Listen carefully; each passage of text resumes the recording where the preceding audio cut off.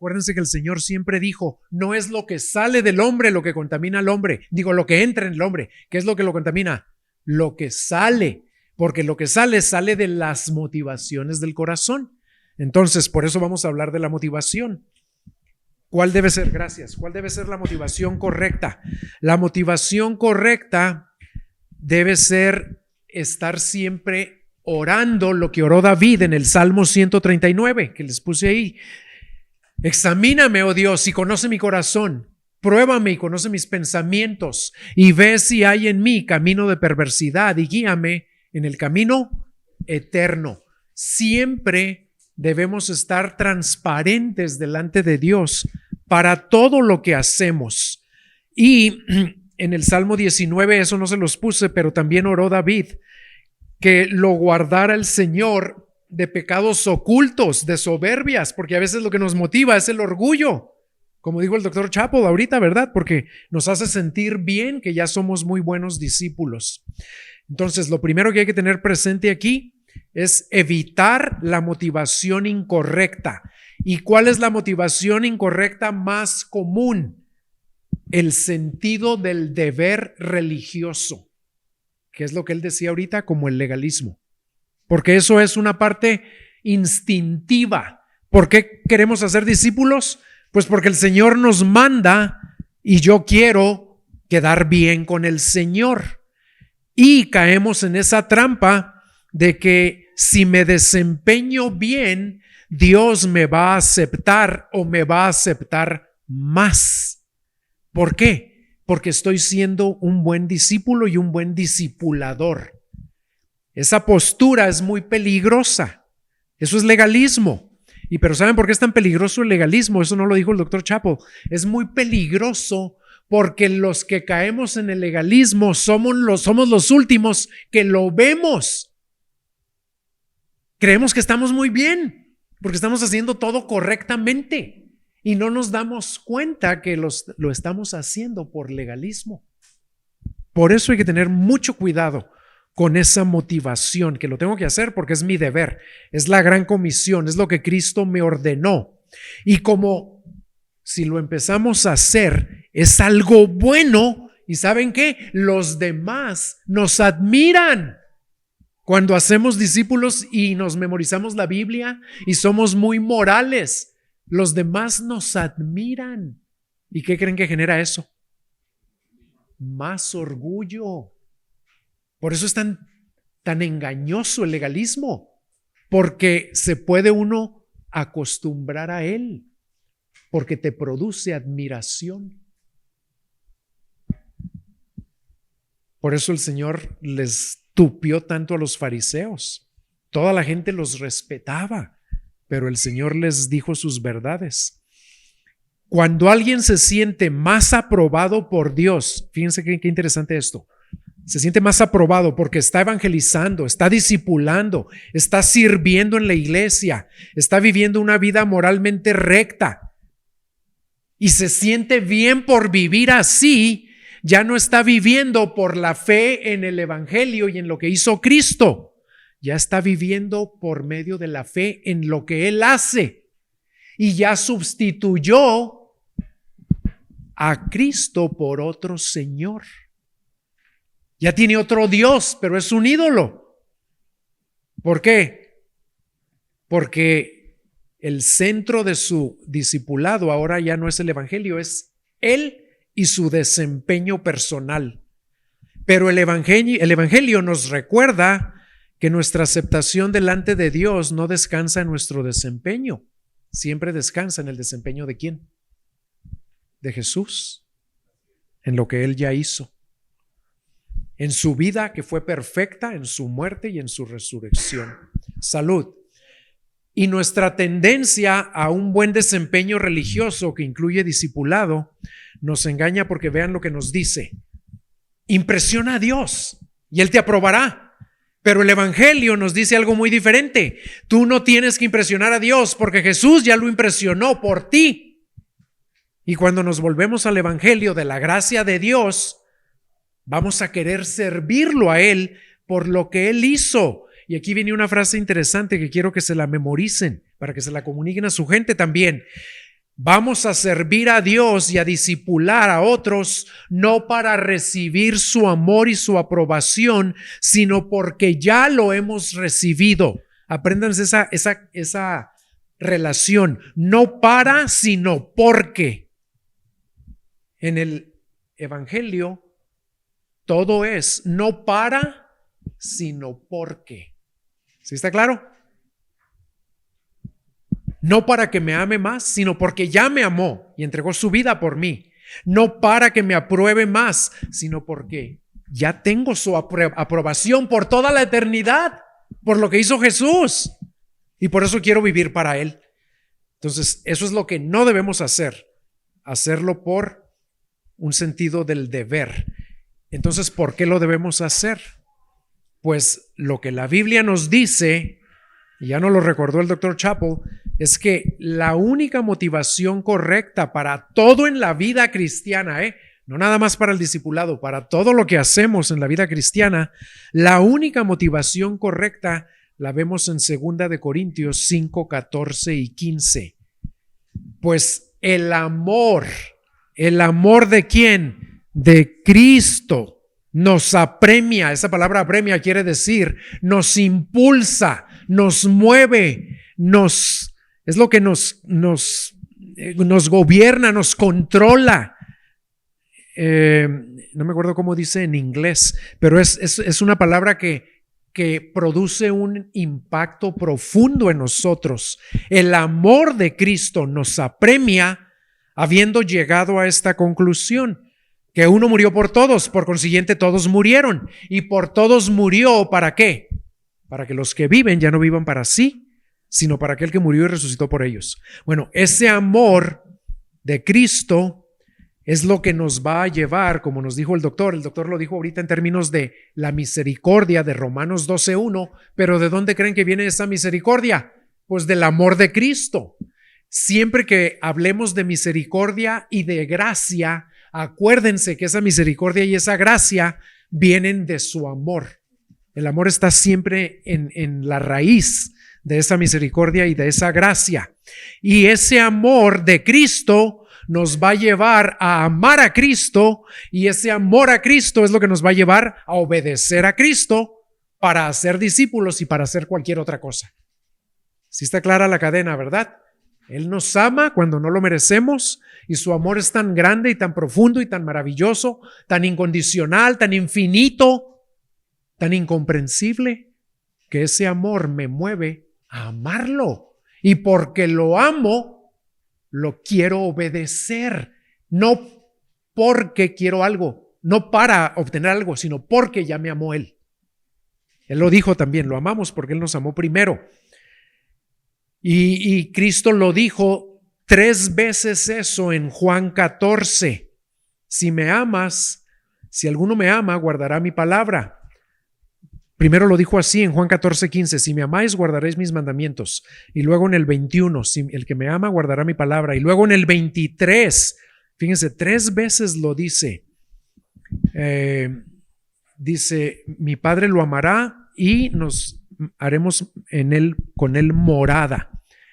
Pero ese amor que por alguna razón lo perdemos de vista, aparece en toda la Biblia.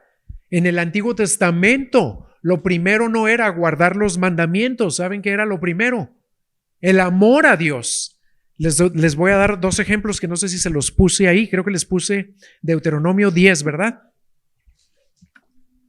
Si no está, anótenlo. Fíjense, desde el Antiguo Testamento, desde que iban a entrar a la tierra prometida, vean lo que Dios dice. ¿Y saben por qué lo perdemos de vista? Lo perdemos de vista porque somos legalistas por instinto. ¿Y qué vemos? Vemos lo que hay que hacer, cómo hay que portarnos, lo que Dios manda. Y no vemos lo que Dios hizo primero. Vean lo que dice. Y en base a lo que Él hizo, nos pide primero amarlo, no obedecerlo. Deuteronomio 10, 12 y 13 dice, y ahora Israel, ¿qué requiere de ti el Señor tu Dios? Sino que temas al Señor tu Dios, que andes en sus caminos. Fíjense bien, pero ¿cuáles son esos caminos? Que le ames y que sirvas al Señor con todo tu corazón y con toda tu alma, y luego que guardes los mandamientos del Señor que yo te ordeno hoy y que son para tu bien. ¿Qué vino primero, amar o guardar? Primero amar y luego guardar. Y luego en Josué, esto lo acabo de leer hace poco porque no lo había notado. Fíjense cómo el Señor nos da estas enseñanzas en los momentos más importantes de la vida del pueblo, cuando iban a empezar a caminar, a entrar a la tierra prometida, y luego cuando Josué ya los había metido a la tierra prometida, ya tenían su heredad, iban a empezar a vivir en esa tierra que era la mejor tierra del mundo, dice la Biblia, la más hermosa, la más productiva. ¿Y qué les dice Josué antes de morirse? En Josué 23:11 les dice: tengan sumo cuidado por vuestra vida, y nomás una cosa, de amar al Señor vuestro Dios. Una sola cosa les recuerda: cuídense mucho. ¿Pero en qué? En una cosa: ámenlo. Ni siquiera les dice y obedézcanlo. Eso lo dice después. Ámenlo. ¿Pero por qué lo va a amar? Porque lo que nos acaba de decir el doctor Chappell ahorita, que Romanos tiene 11 capítulos de lo que Dios hizo en Cristo y luego 5 capítulos de lo que nosotros tenemos que hacer. Eso está en el Antiguo Testamento también. Eso se llama los indicativos y los imperativos. Acuérdense siempre de eso. Siempre primero viene en la Biblia lo que Dios ya hizo por amor. Y luego, como Él ya nos amó primero, después vienen los imperativos, lo que Él manda, pero porque Él ya nos amó. ¿Sí está claro? ¿Y saben cuál es el ejemplo perfecto? El pueblo de Israel. ¿Qué hizo primero? Les dijo: pórtense bien en Egipto un año y luego vengo y los rescato. ¿Qué hizo? Los rescató. ¿Y qué hizo con los enemigos? Los destruyó, los hizo libres, y hasta que ya eran libres, ya no había egipcios, ejército ya no había, ya no estaban en Egipto. Fíjense qué interesante, ya estaban libres, ya eran el pueblo de Dios. Y cuando ya los había rescatado, liberado, salvado, entonces les dijo: ahora vivan así, que es primero lo que Dios hace y luego lo que nosotros debemos hacer. Esa siempre debe ser la motivación, porque lo que Él hace me mueve a amarlo. Este amor profundo por Cristo nace de que realmente le creamos todo lo que Él dice que ya hizo. Y que el doctor Chappell nos trató de remachar 1000 veces. Ya estamos unidos a Él, ¿verdad? Entonces, pero aquí hay algo que voy a agregar, miren. Ese amor de Cristo profundo y sincero, que debe producir en nosotros también un amor profundo y sincero por Él, ¿saben de dónde nace? Nace no nada más de creer, sino de probar, de saborear que el amor de Jesús es maravilloso. Es lo que dice el salmista en el Salmo 34:8. No nada más se trata de creer, sino que dice el Salmo 34:8: probad y ved que el Señor es bueno. Cuán bienaventurado es el hombre que en Él se refugia o que en Él confía. ¿De dónde nos va a brotar el amor por Cristo para obedecerlo y hacer discípulos? Nos va a brotar de que cada día probamos lo maravilloso que es su amor. Cada día. Y ahí les voy a preguntar, hermanos, porque ustedes van a ser discípulos y saben que les van a transmitir, no nada más la enseñanza de la Biblia. ¿Qué dijimos? Les van a transmitir su vida. Les van a transmitir lo que ustedes son ahorita. Entonces les tengo que preguntar, cada día, como parte de su vida, ¿ustedes prueban el amor de Cristo en su palabra y en su tiempo a solas con Él? Porque si no, entonces, ¿qué van a reproducir en otros? Y si van a tratar de reproducirse sin probar este amor de Cristo cada día, ¿saben qué van a reproducir nada más? Enseñanzas frías, secas, fariseos. Por eso ahí tenemos que empezar en nuestra relación personal con Él, que probemos y saboreemos su amor, porque ese amor de Cristo, ya vimos, es lo que nos apremia a vivir ya no para nosotros, sino a vivir para Él. Ese es el reto, que vivamos cada día probando ese amor, meditando en ese amor, siendo asombrados, impactados, enternecidos, conmovidos, inspirados y transformados por ese amor de Cristo, porque de ahí brota su gracia. Acuérdense que Él vino para manifestar la gracia y la verdad, y lo que hizo que viniera fue su amor. De tal manera amó Dios al mundo, ¿verdad? Entonces ese es el reto. Si queremos hacer discípulos completos, tenemos que vivir nosotros saboreando ese amor de Cristo, para que ellos también vayan y vivan saboreando ese amor de Cristo y ayuden a otros a vivir de la misma manera. ¿Cómo lo vamos a hacer? Vamos ahora a la tercera parte. Ya vimos la definición de lo que es un discípulo completo basado en el Evangelio de la Gracia. Ya vimos la motivación, que tiene que ser siempre su amor. Y ahora vamos a ver la capacitación o el poder para ser los discípulos. Todo fluye de su amor, acuérdense, todo brota de su amor. Y ese amor nos va a llevar a obedecerlo y a obedecer la gran comisión de ir a ser discípulos. Bueno, pero aquí hay otro aspecto que yo había descuidado, lo confieso, hermanos, lo había descuidado. Y ahora me quedó, cuando estaba estudiando y preparando esto, me quedó más claro que nunca. Hay algo más que también necesitamos para cumplir fielmente esa misión que el Señor nos dejó. Necesitamos que se cumpla otra promesa, que se haga realidad en nuestras vidas, otra promesa que Jesucristo hizo. La última que hizo en la Gran Comisión. ¿Cómo termina la Gran Comisión? Y he aquí que yo estaré con vosotros ¿cuándo? ¿Hasta cuándo? Fíjense bien, esto es maravilloso. El Señor es sabio y todo lo hace perfecto en su palabra. ¿Cómo creen que cumple el Señor esa promesa? Porque Él ya resucitó, fue a Galilea, se encontró ahí con los apóstoles, se les estuvo apareciendo por 40 días y luego ¿qué pasó? ¿Ascendió a dónde? A la diestra del Padre. Pero antes de ascender prometió que iba a enviar ¿a quién?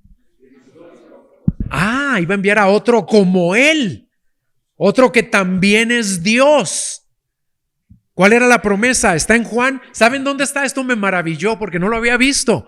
Me había concentrado cuando estudiaba Juan 14, me concentraba en que hay que amar para poder obedecer. Y eso es muy importante porque ya vimos que está en toda la Biblia. Primero es lo que Dios hace por amor, que me mueve a amarlo y luego a obedecerlo. Pero en Juan 14, que les acabo de leer, el que me ama guardará mi palabra, el que no me ama no guardará mi palabra. Si no hay amor, no hay obediencia.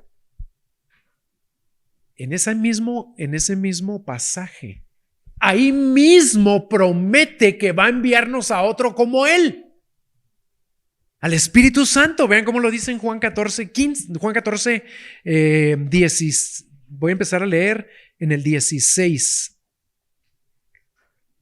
Y yo rogaré al Padre y Él os dará otro consolador, para que esté con vosotros para siempre, es decir, al Espíritu de verdad, a quien el mundo no puede recibir porque ni le ve ni le conoce, pero vosotros sí le conocéis porque mora con vosotros, y a ellos les dijo en futuro, estará en vosotros, no os dejaré huérfanos, vendré a nosotros. ¿Ya nos cumplió esa promesa o no? ¿Nosotros ya lo tenemos o no? Claro, para nosotros ya es en presente. Ya no es estará, para nosotros es ya está en vosotros. Y luego en los versículos 25 y 26, de ahí mismo de Juan 14, dice, ¿para qué nos lo iba a mandar?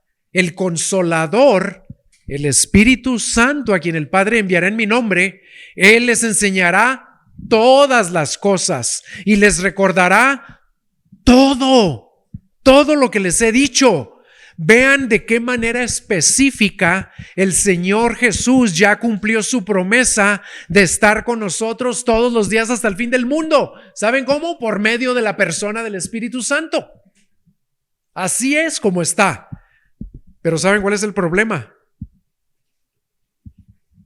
Que a ese que nos envió, que es igualito que Él, es Dios, es omnisciente, omnipotente, omnipresente, es totalmente Dios, es al que más descuidamos.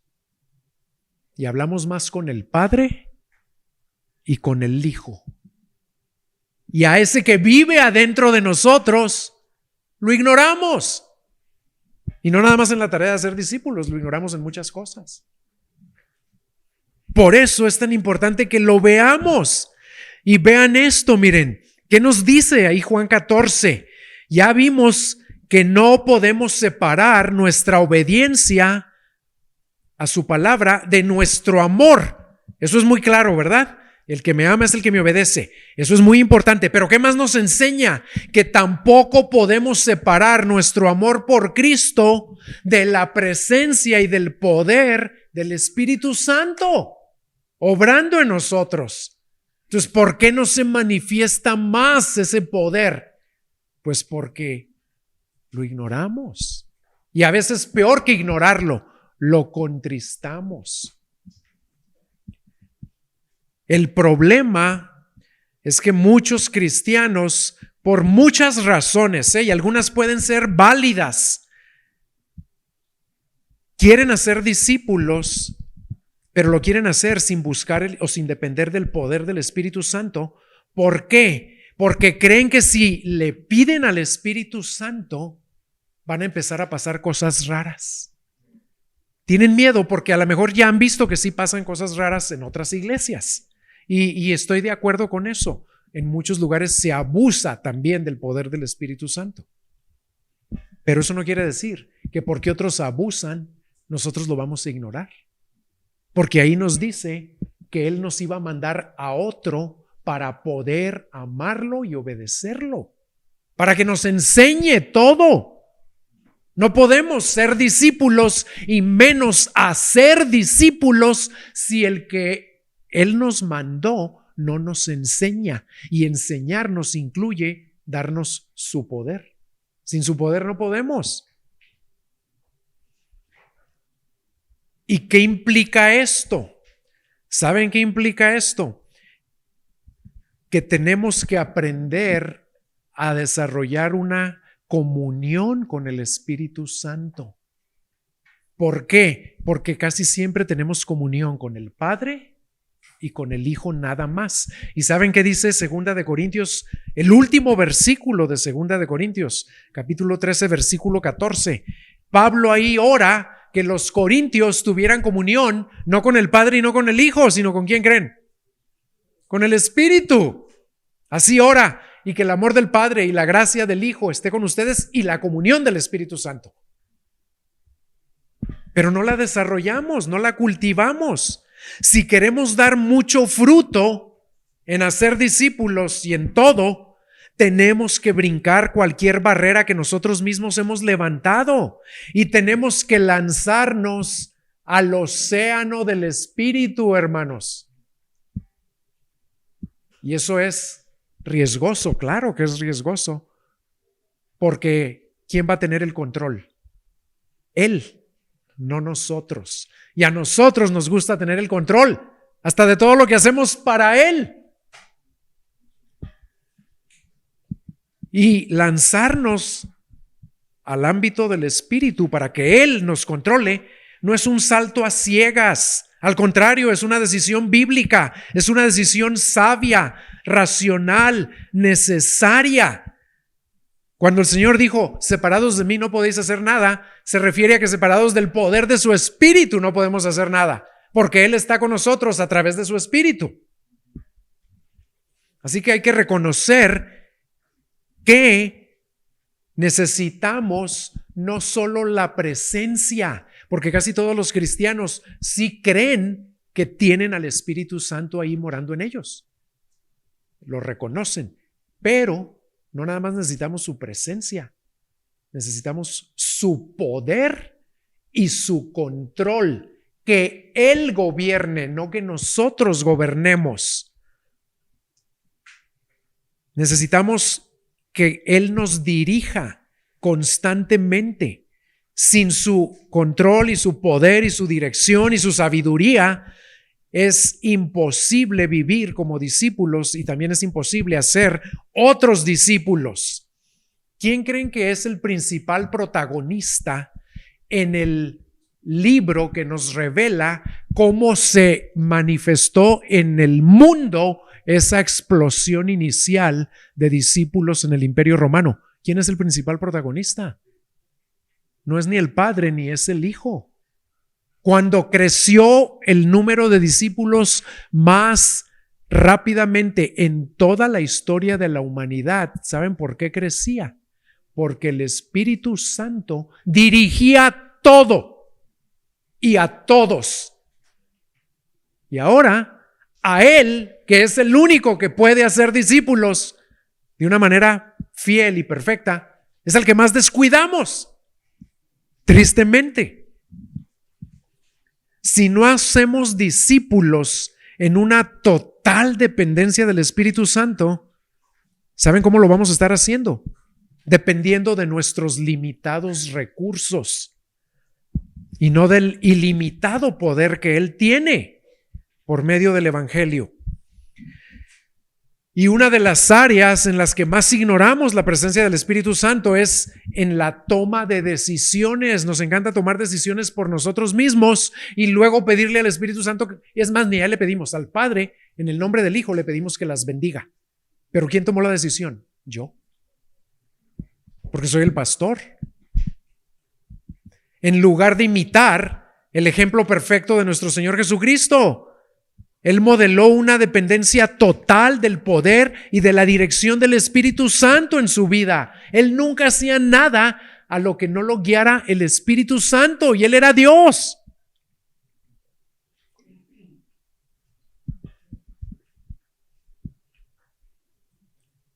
Eso es lo que necesitamos nosotros también.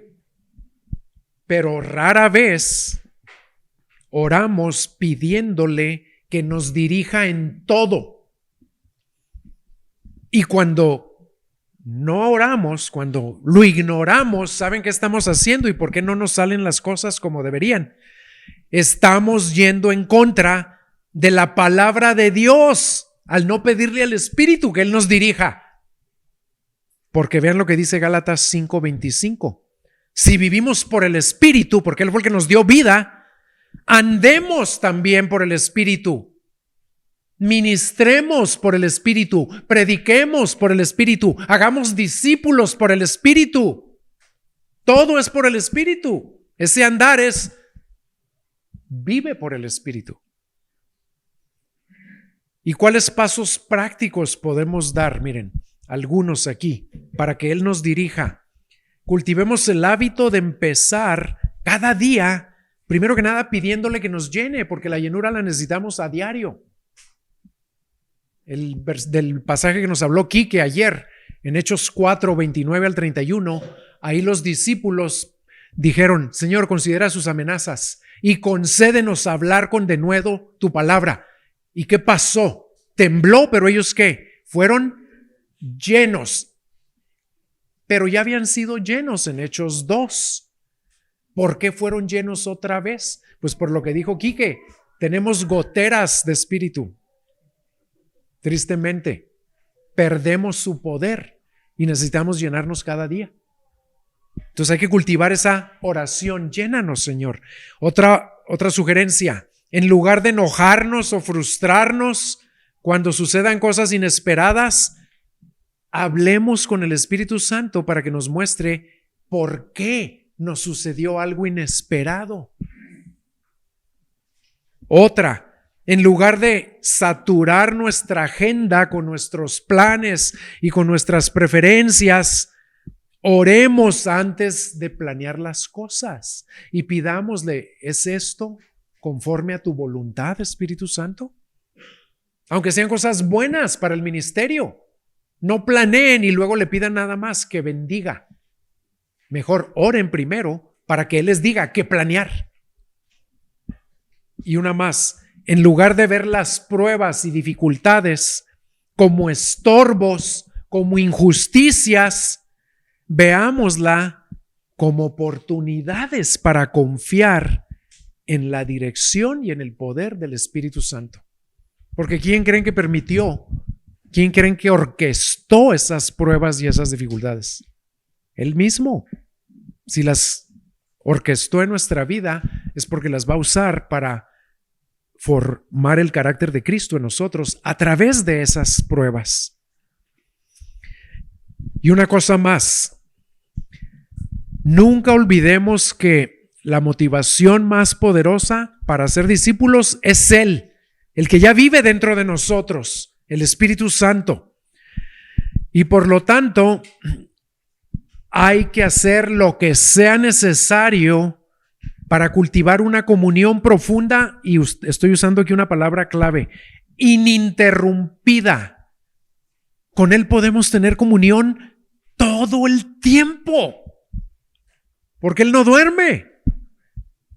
Y ahí está con nosotros todo el tiempo.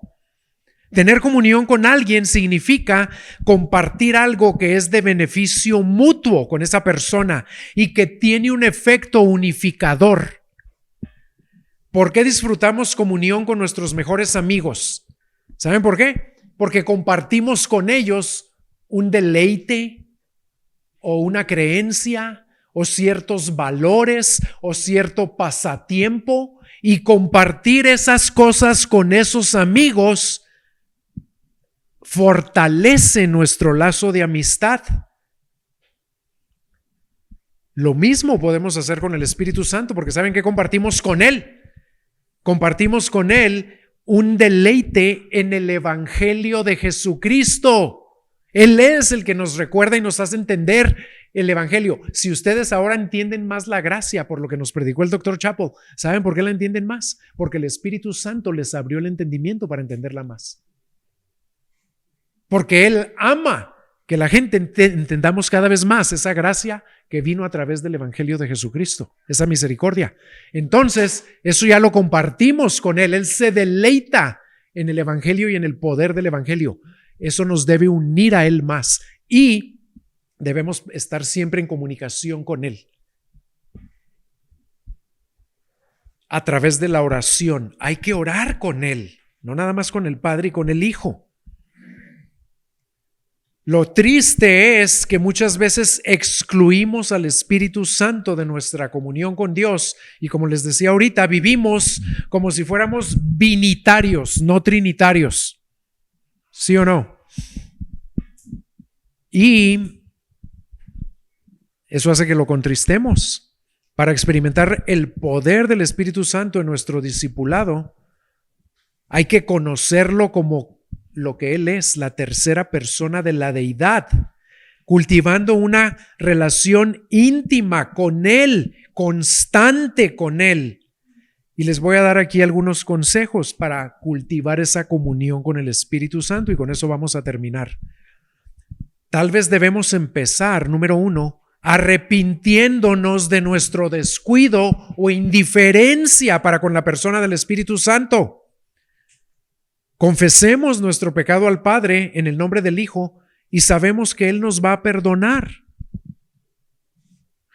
Número 2, seamos intencionales en dirigirnos al Espíritu Santo en oración todos los días, en diferentes momentos, y hay que hacerle peticiones que tienen que ver con su ministerio en nuestras vidas, con su rol. ¿Saben qué es lo que le debemos pedir a Él? Que nos ayude a entender la verdad, porque para eso lo mandó el Señor, que nos ayude a tener discernimiento, que nos ayude a tomar decisiones, que nos ayude a resistir tentaciones, a tener más pasión por Cristo y que nos ayude a usar los dones que Él nos da. Para eso está en nuestras vidas y queremos hacer todas esas cosas sin pedirle su ayuda. Número 3. Esta es una manera muy importante de tener comunión con Él. Meditemos en la palabra de Dios de día y de noche, como dice Josué 1:8 y como dice el Salmo 1, para lo cual será necesario primero leerla y luego memorizarla, guardarla en nuestro corazón, para que la palabra de Cristo habite en abundancia en nosotros. Pero ¿saben por qué no nos gusta esa? Porque requiere esfuerzo. Y hay que tener cuidado porque cuando lo hagamos va a impactar nuestra mente, porque es la palabra de Dios, es un libro que tiene poder. Nos va a impactar, nos va a bendecir, nos va a dar sabiduría y nos va a tentar al orgullo. Hay que tener cuidado, pero hay que hacerlo, porque al meditar en la palabra de Dios, estamos teniendo una conversación hasta inconsciente con el que inspiró esa palabra. ¿Quién la inspiró? El Espíritu Santo. Entonces estamos recordando, repasando, agradeciendo, creyendo, abrazando lo que Él ya nos habló. Es una excelente manera de tener comunión con Él. Pero la mayoría de los cristianos que yo conozco, no sé los que ustedes conocen, ojalá sean diferentes, no meditan en la palabra de Dios día y noche. ¿En qué creen que meditan la mayoría de los cristianos cuando no pueden dormir? En sus problemas. ¿En qué meditamos cuando vamos manejando y se atora ahí el tráfico? En otras cosas. Y en lo último que meditan la mayoría de los cristianos es en la palabra. Y el Señor nos dice que nunca se apartará de tu ley, este libro de la ley, sino que de día y de noche meditarás en él para que guardes y hagas conforme a todo lo que en él está escrito, porque entonces harás prosperar tu camino y todo te saldrá bien. Pero aparte de que harás prosperar tu camino, vas a tener comunión con el Espíritu Santo y te vas a deleitar en estar en esa comunicación con él. Y la última recomendación es regocijémonos y agradezcamos al Padre cada día por haber enviado a su Hijo y agradezcamos al Hijo por haber enviado al Espíritu Santo a morar en nosotros para siempre, a fin de que por medio de su poder seamos transformados a la semejanza de su Hijo. Lo cual es algo que Él siempre está haciendo, porque recuerden Filipenses 1:6, el que comenzó en vosotros la buena obra, la perfeccionará hasta el día de Cristo Jesús. Creo que si hacemos estas 4 cosas, automáticamente vamos a ser más efectivos en hacer discípulos basados en la gracia. Porque ¿cómo creen que se relaciona el Espíritu Santo con nosotros? Por medio de la gracia que Cristo vino a manifestar. Todo lo hace por medio de gracia.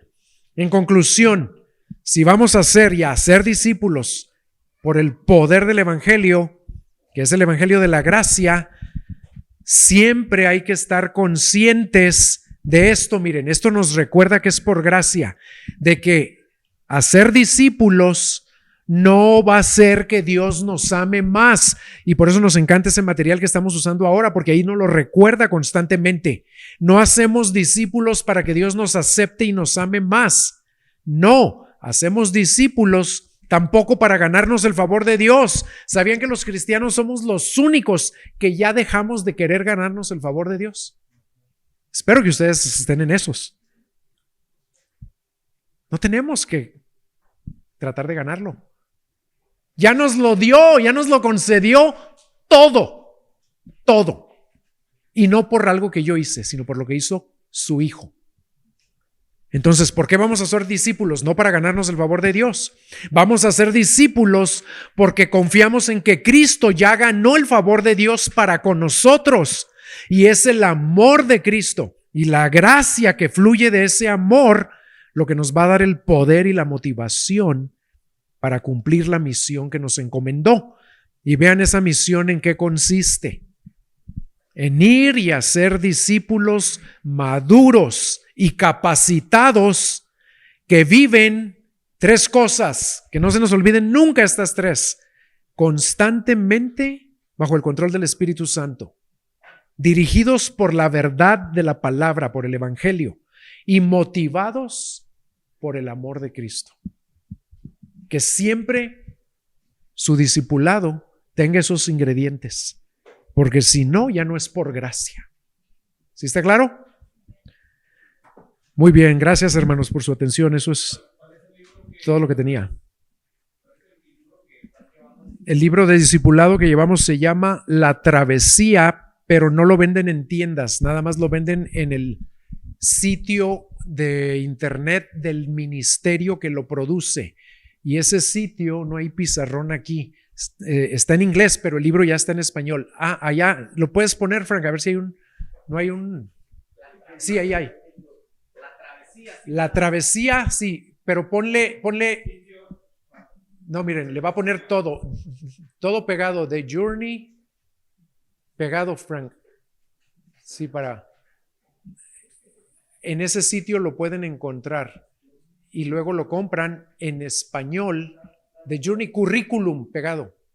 The Journey Curriculum, travesía en inglés es Journey, por eso se llama así. TheJourneyCurriculum.com. Ahí se meten y donde dice purchase quiere decir comprar, purchase, y ya dice en qué idioma lo quieres comprar y lo compran en español. Y hay que empezar con el libro azul porque hay 3 libros, pero empiecen con el libro azul. Y ahí les va a recordar muchas de estas cosas y vale $15, está regalado. Y no les van a mandar un libro, les van a permitir bajar el material en su computadora y luego ustedes ya lo pueden imprimir. Pero está regalado. Sí, por $15 hay que ser íntegros para no contristar al Espíritu Santo. $15 imprimen uno, otros $15 imprimen otro. Y ahí viene cómo empezar el discipulado. Y ahí les va a dar el consejo de que no lo empiecen con mucha gente, porque como es un discipulado vida en vida, si tienes a 10 o a 15 personas y se juntan, no van a poder abrir sus vidas todos. Entonces recomendamos que sean 4, uno que va a dirigir y otros 4 máximo, para que abran su vida cada vez que se juntan y estudien, pero también sean transparentes. Y luego, ya que terminen el primer libro en un año, esos 4 pueden empezar con otros 4 cada uno y ustedes con esos 4 empiezan a ver el libro 2. Está bien bueno el material porque reproduce el modelo de Jesús. Por eso son 3 libros, porque en 3 años se cubren muchísimos temas que la mayoría de los libros de discipulado no los cubren. Ningún discipulado que yo conocía antes, ninguno habla del matrimonio, por ejemplo. Porque nomás habla de la Biblia y de memorizarla y aprenderla y de pasajes profundos y cosas teológicas, que es bueno, pero no habla del matrimonio. ¿Cómo aplico el matrimonio? Todo eso. O no habla de la paternidad, o no habla de el congregarnos, no habla del dar, del ser generosos. Todas las áreas de la vida las van a cubrir con sus discípulos.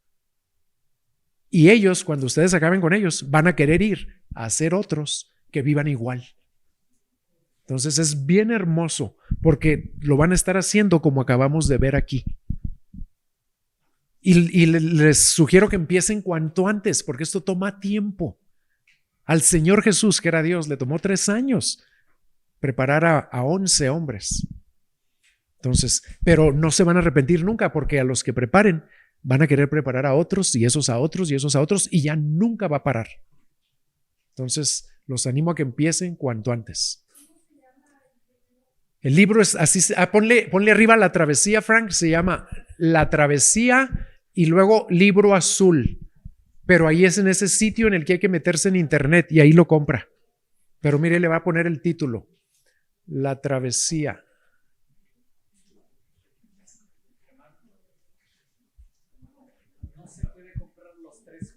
Sí, claro, ahí los puede comprar. Pero pues no se los recomiendo porque no los va a poder ver los tres. Va a durar como más de medio año para ver uno nomás. Ah, sí, usted cómprelo, empiece con unos hombres con un libro y usted puede ir estudiando los otros. Claro que sí. Son tres: azul, rojo y verde. Empiecen con el azul. Los tres empiezan con los primeros 6 capítulos o las primeras 6 lecciones son igualitos en los tres. Son las mismas, no hay que repetirlas porque son el evangelio. Ahí es donde habla de la gracia, de la gloria, de la verdad, porque no nos debemos mover del evangelio. Todo debe estar fundamentado en el evangelio. Y luego en los siguientes capítulos ya habla de los atributos de Dios, de una cosmovisión bíblica, de disciplinas de la gracia, del matrimonio, de la paternidad, de muchas otras cosas. Cada libro empieza con los 6 del evangelio y luego más de la gracia, más de Dios, más del matrimonio, más de la familia. Entonces está bien completo. Bien completo. ¿Sí está claro? ¿Cómo? Y en la página, ahí, cuando ya lo compren, les da el derecho de meterse a ver videos en los que les dan consejos, a ver otras lecciones que a veces ponen ahí, aunque casi todo está en inglés todavía, nada más el libro está en español. ¿Sí está claro? ¿Alguna otra pregunta de todo lo que vimos ahora? ¿Alguna duda, alguna pregunta antes de irnos a comer? ¿Qué horas son? La 1. ¿Cómo? Una pregunta. Les dieron papelitos para anotar preguntas. Una pregunta de Carlos. ¿En qué contexto transmiten vida, carácter a los que se discipulan aquí en Gracia Soberana? En el contexto del discipulado, que es juntarnos una vez por semana. Normalmente nos juntamos aquí en la iglesia y ahí te digo, es abrir nuestras vidas con esos hombres, pero también vamos a comer juntos o vamos a alguna actividad, porque en el mismo libro de discipulado te va a retar a que hagas proyectos de evangelismo juntos. Entonces ahí vienen ya varios ejemplos y varias cosas que se pueden hacer, pero definitivamente yo me junto con los hombres y la idea es de que tu esposa se junte con las esposas y van a abrir su vida totalmente. Y luego ya después se pueden juntar como parejas, no para discipularse, sino para convivir, nada más. Entonces así es como lo hacemos, ir a comer, ir al cine, ir a alguna actividad juntos con los que estamos siendo discipulados, porque yo también estoy siendo discipulado cuando me junto con ellos, no nada más ellos, porque ellos también me ayudan, me retan, me bendicen. Y yo me abro con ellos y ellos se abren conmigo. Claro, claro. Hay una sección en cada sección que se llama responsabilidad. En esa área de responsabilidad hay preguntas directamente de la aplicación de lo que has dicho, has leído y aprendido a tu vida. Y eso es muy valioso. Eso es lo que el pastor se refería con la rendición de cuentas. Eso es lo valiosísimo de este discipulado, porque solamente dices, a mí me va bien, yo estoy bien, pero no vas a crecer, no vas a madurar. Preguntas directamente a tu vida. ¿Con qué luchaste esta mañana? ¿Qué dijo esta semana? ¿Tuviste alguna tentación de ver algo inmoral? ¿O tuviste alguna dificultad en tu matrimonio? Tú dices sí, no, más o menos sí, pero sí, esa es la Exacto.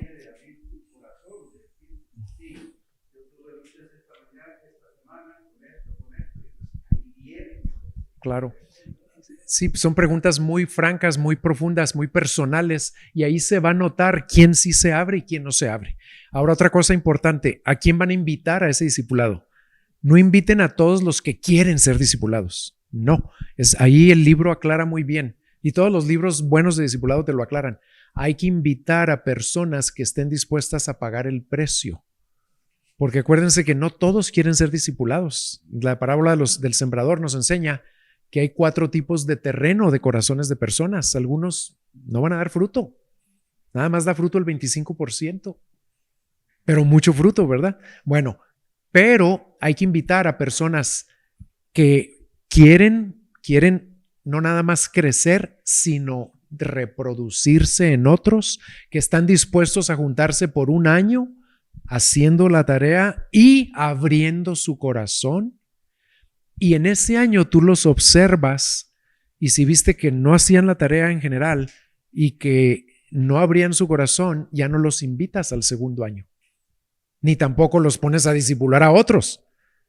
Es nada más para los que fueron fieles. Entonces eso es importante también. Y luego nos va a motivar desde la primera lección, nos va a motivar a tener el hábito, ahí le llaman así, un hábito de adoración personal diaria. Fíjense, no mi devocional, no mi lectura de la Biblia, ya cumplí, palomita. No, adoración personal diaria. Y te dice que en ese tiempo de adoración personal diaria debes tener un encuentro con la gloria y con la gracia de Cristo. Porque Él vino a traer gloria y gracia y verdad. Y eso es lo que nos transforma, es lo que vimos ahorita, que saboreamos ese amor de Cristo cada día al abrir su palabra. Entonces, te ayuda mucho para establecer ese hábito. Y luego te vamos a estar preguntando unos a otros cómo van en su adoración personal diaria. Este día, esta semana, ¿fuiste fiel en eso? Y ahí la gente tiene que abrirse. No, pues esta semana no fui fiel. ¿Por qué? Y ya nos ayudamos a ser fieles en eso unos a otros. Pero todo por gracia, no para ganarnos el favor de Dios. ¿Sí está claro? ¿Alguna otra pregunta, Rafa?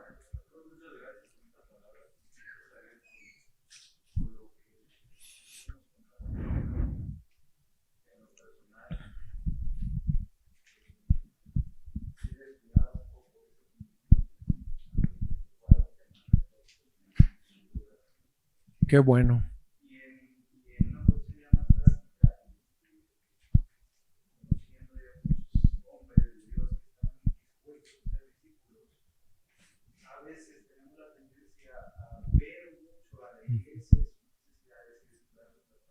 Uh-huh.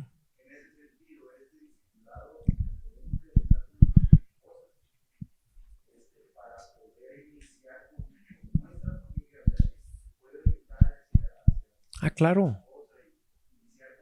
Claro.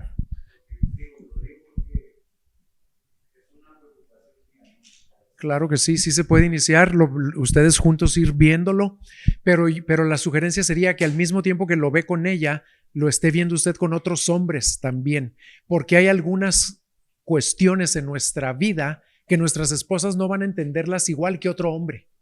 Y la Biblia dice que hierro con hierro se aguza, así un hombre afila a otro hombre. Entonces sí lo puede empezar a ver con ella para animarla también, para los dos estimularse a crecer y luego animarla a ella a que lo empiece con unas mujeres y usted empezar con unos hombres. Muy bien. ¿Alguna otra pregunta? Sí, es para adultos nada más. Sí. Jóvenes de prepa ya pueden hacerlo, claro que sí. Sí, de prepa sí. Gente ya que tiene capacidad intelectual, claro que sí lo puede hacer. Sí, no niños, pero jóvenes sí. Nada más que el que los discipule a ellos primero, mi consejo sería que sea una persona un poco más madura, que los discipule para que les muestre cómo se lleva a cabo, cómo hay que abrirse, cómo hay que dirigir ahí el grupo y luego esos jóvenes puedan agarrar a otros jóvenes.